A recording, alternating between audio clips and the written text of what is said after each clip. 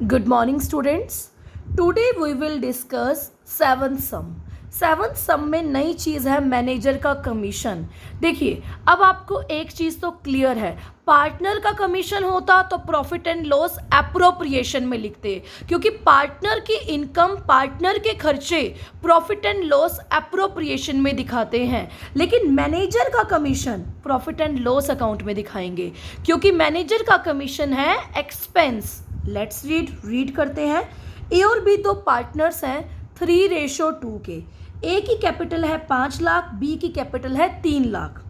Interest on capital 6% per annum है। B की annual salary 60,000 रुपये है।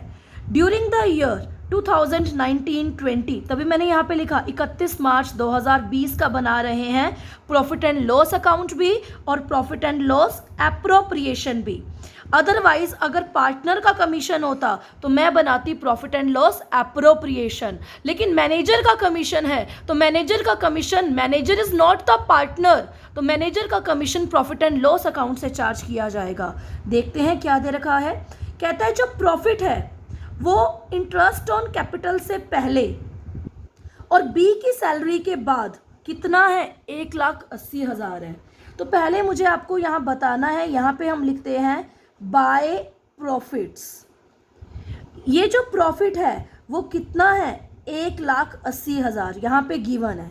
मुझे जो प्रॉफिट चाहिए होता है वो चाहिए होता है प्रायर, पहले वाला प्रॉफिट।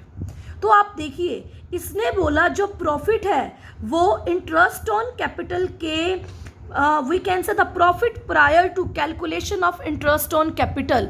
जो प्रॉफिट है वो इंटरेस्ट ऑन कैपिटल से प्रायर है। ओके, ये तो चलो प्रायर है, लेकिन बी की सैलरी के बाद है।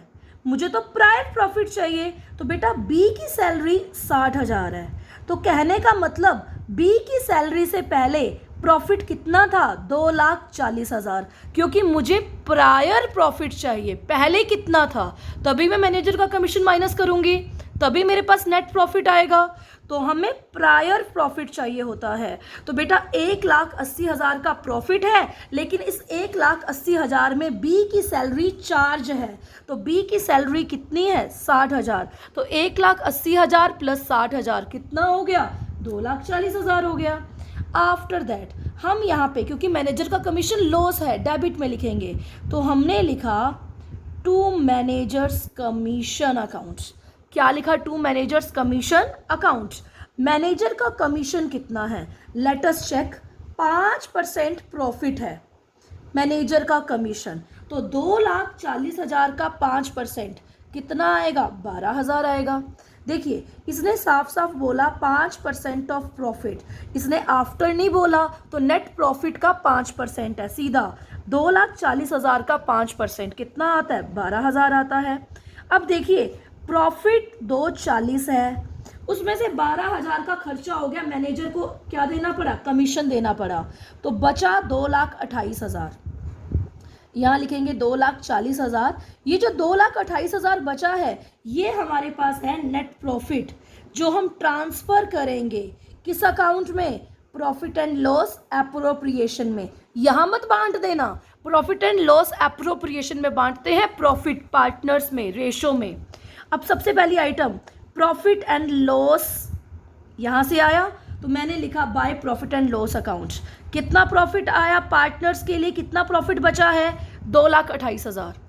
प्रॉफिट एंड लॉस अकाउंट का प्रॉफिट ट्रांसफर करते हैं किसमें, प्रॉफिट एंड लॉस एप्रोप्रिएशन में, तो मैंने लिखा by profit and loss account 2,28,000। Check करो पार्टनर्स को क्या क्या देना है। एक तो देना है इंटरेस्ट ऑन कैपिटल, क्योंकि लॉस होता है, खर्चा होता है। 5 लाख का 6%, यहाँ लिखा मैंने ए, यहाँ लिखा B. Interest on capital 6% per annum है, तो 5 लाख का 6% 30,000, 3 लाख का 6% 18,000, तो टोटल मेरे पास इंटरेस्ट ऑन कैपिटल आ गया 48,000। आफ्टर दैट बी की जो सैलरी है वो 60,000 है, तो मैंने यहाँ पे लिखा टू बीज सैलरी। ए को सैलरी नहीं मिल रही, सिर्फ बी को मिल रही है और कुछ भी नहीं है, तो यहाँ पे लिखेंगे 2,28,000 टोटल प्रॉफिट पार्टनर्स के लिए, और पार्टनर्स को देना कितना है, टोटल करते हैं 1,08,000। तो बेटा 2,28,000 पार्टनर्स के लिए प्रॉफिट है, पार्टनर्स को देना है 1,08,000। तो बचा कितना हमारे पास? बचा 1,20,000। कैलकुलेट करके देखिए, 2,28 में से 1,8 गया तो 2,28,000। इसको आपने बांटा, किस में बांटेंगे? ए और बी में। तो मैंने लिखा टू एज कैपिटल अकाउंट और यहाँ लिखा to B's capital account. To A's capital account और टू बीज कैपिटल अकाउंट।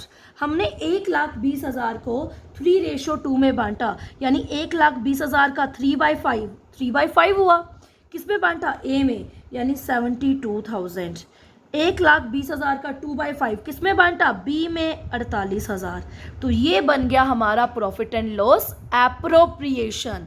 याद रखिए, प्रॉफिट एंड लॉस एप्रोप्रिएशन में प्रॉफिट आता है किसका? प्रॉफिट एंड लॉस अकाउंट का।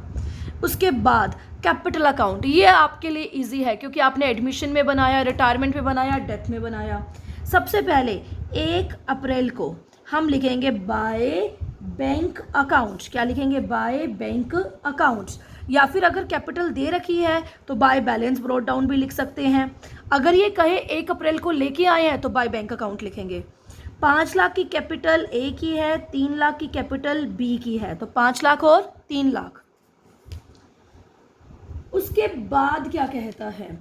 उसके बाद आप देखिए क्या क्या मिला है। 31 मार्च को अकाउंट्स बंद होते हैं। सबसे पहले मैंने लिखा सैलरी। सैलरी मिली है सिर्फ बी को, तो बी के अकाउंट में 60,000 लिख दिए। बी के अकाउंट में कितने लिख दिए? 60,000। उसके बाद 31 मार्च को इंटरेस्ट ऑन कैपिटल भी मिला है इन्हें। 30,000 मिला है ए को, 18,000 मिला है बी को। 30,000 किसको मिला है? ए को। बी को कितना मिला है? 18,000। करते हैं टोटल, और तो कुछ है ही नहीं। तो बेटा ए के अकाउंट में 5,30,000 आए। कितने आए? 5,30,000। अच्छा, एक चीज़ और भी तो रहेगी, उन्हें प्रॉफिट में भी तो शेयर मिला है, तो हम लिखेंगे bye profit and loss appropriation, कि उन्हें प्रॉफिट एंड लॉस एप्रोप्रिएशन में भी शेयर मिला है।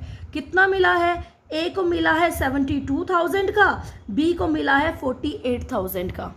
ए को मिला है 72,000 का प्रॉफिट का हिस्सा और बी को मिला है 48,000 का। अब कैलकुलेट करते हैं। 5,30,000 किया था पहले, 72,000 जोड़ेंगे तो कितना आ जाएगा? 6,02,000 लिख दिया। बी का टोटल करते हैं 3,78 प्लस 48, 4,26,000। यहाँ पे कोई आइटम नहीं है, तो यहाँ पे यानी कोई भी अमाउंट पार्टनर के अकाउंट से डेबिट नहीं हुई, सिर्फ आया है पैसा। तो मैं यहाँ लिखूँगी ट्रू बैलेंस क्लोज डाउन। 6,02,000 ए के अकाउंट में बचा है, 4,26,000 बी के अकाउंट में बचा है। अकाउंट को क्लोज करते हैं, डबल लाइन का यूज़ करते हैं। ये हुई डबल लाइन का यूज़। तो ये बन गया हमारा क्वेश्चन। अब इस क्वेश्चन में नया पॉइंट क्या था? मैनेजर का कमीशन। मैनेजर का कमीशन कभी भी प्रॉफिट एंड लॉस एप्रोप्रिएशन से चार्ज नहीं होगा। मैनेजर का कमीशन कहाँ से चार्ज होगा? प्रॉफिट एंड लॉस अकाउंट से। कहाँ से चार्ज होगा? प्रॉफिट एंड लॉस अकाउंट से।